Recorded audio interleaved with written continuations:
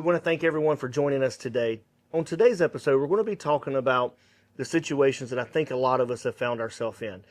That's when you're out looking for a watch, you're either online or your own YouTube channels, or you're in person at stores, and you're searching for your next purchase, and you find the watch that you fall in love with, only to realize that it is a limited run and that you can't purchase it. It's gone.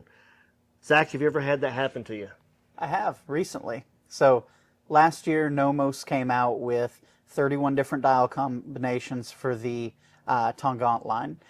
It was to celebrate 175 years of watchmaking English Germany. And we started carrying the line right around that same time at Reed's. So we had an arrangement where we got one of every single one of those dials. And so, you know, I was a kid in a candy store, I had all these beautiful dials to look at, and I fell in love with Delphine. There was something about that dial, I loved the soft blue in it, and it was a really, really neat watch. And, you know, again, 175 and they're gone. And if I remember correctly, I think it was number 13 as well. Like, it was a low, kind of cool number that you would have wanted to have. Yeah.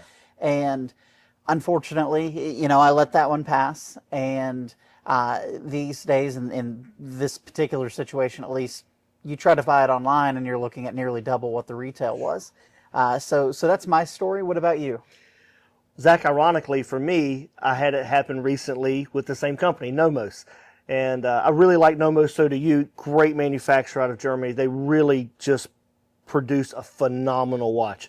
So ironically, mine was 1 year later at Watches and Wonders 2025 when they came out with their World Timer, which I fell in love with. It was just amazing. I think the first visual I had of that watch was of all 8 dial configurations, and I was like, man, this is fantastic. Then, you know, a couple more minutes later, I realized 2 were going to be in the permanent catalog, and then 6 were going to be limited. So immediately I was like, okay, because like you said, Nomos is known for doing, when they say limited, man, they mean limited. You know, over 7 billion people on the planet, and there's 175 of those watches. Mm-hmm. Good luck, right? And so for me, I fell in love with the Jungle. That was the one that I really was drawn to.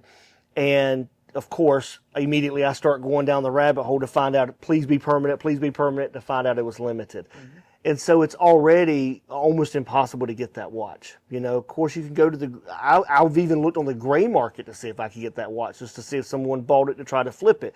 Because my thoughts were, I really like that watch. You're talking about a 9.9 millimeter case, so super thin, considering it's a World Timer, possibly the thinnest in production right now. 40 millimeter, fits pretty much everyone.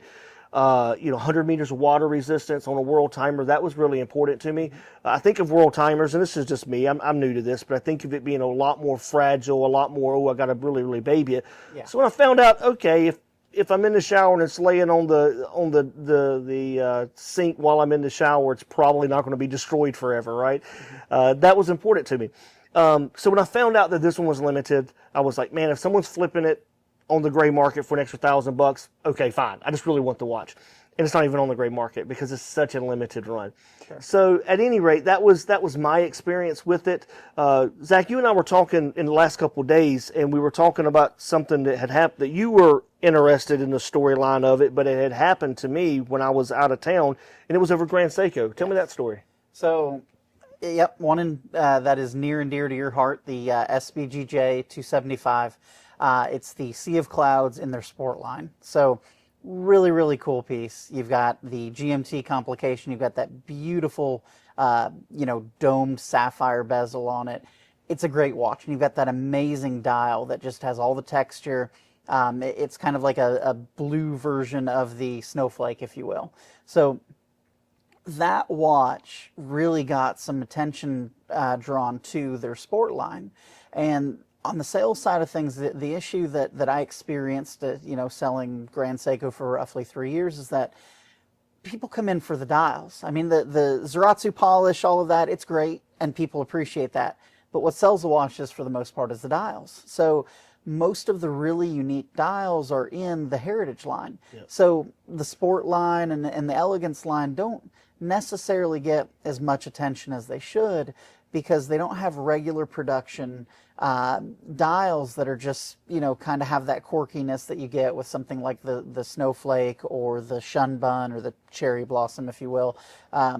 So I really think that would have helped draw more attention to their sport line if we left something regular production rather than 300 or 400 pieces.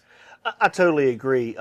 When I was looking at Grand Seiko, I was in a boutique in Cleveland, Ohio, and I was looking at all the Grand Seikos, and I was there thinking about the Snowflake, the White Birch, those the Cherry Blossom, which is a beautiful watch, by the way. And I was looking at all those, and then I saw the sports, and I got to be honest. I mean, I'm new to this.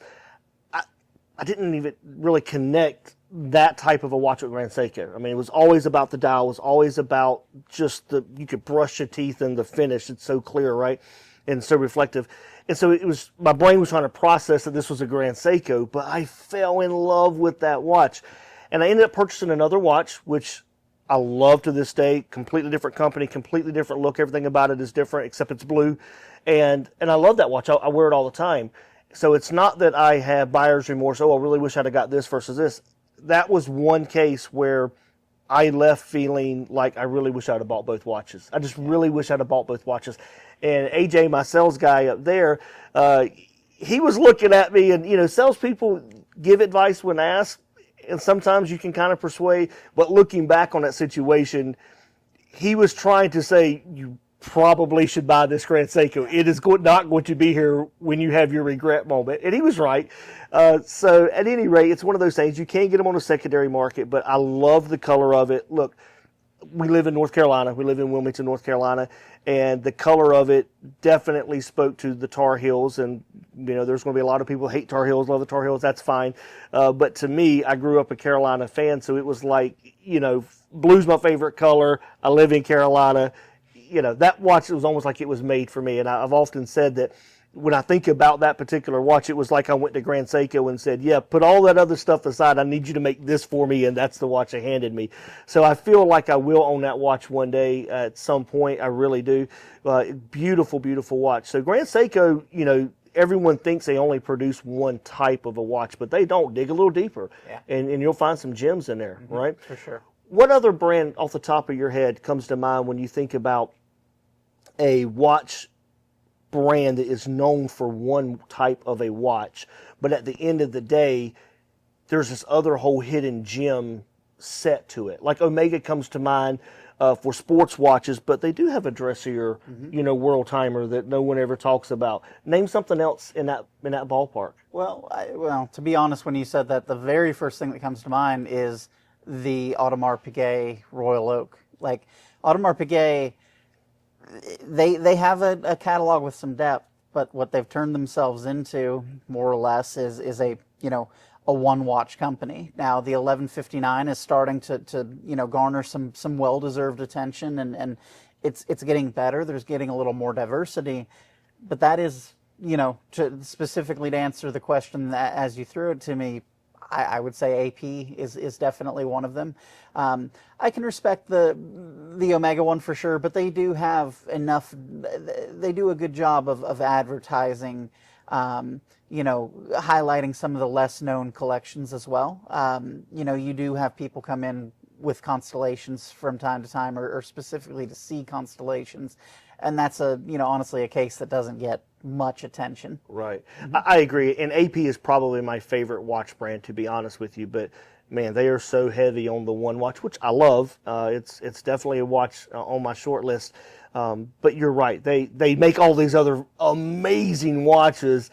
And yeah, you're right. You kind of get the feeling like they won't turn on their own spotlight onto those themselves, So that's all we have for today. We would love for you to like, share, subscribe. Leave a comment. Tell us a story about a situation, if you don't mind, that you got called in where you were trying to buy a watch only to realize it was, very short run or limited edition. And we'd love to hear about it. Thank you so much. See y'all soon.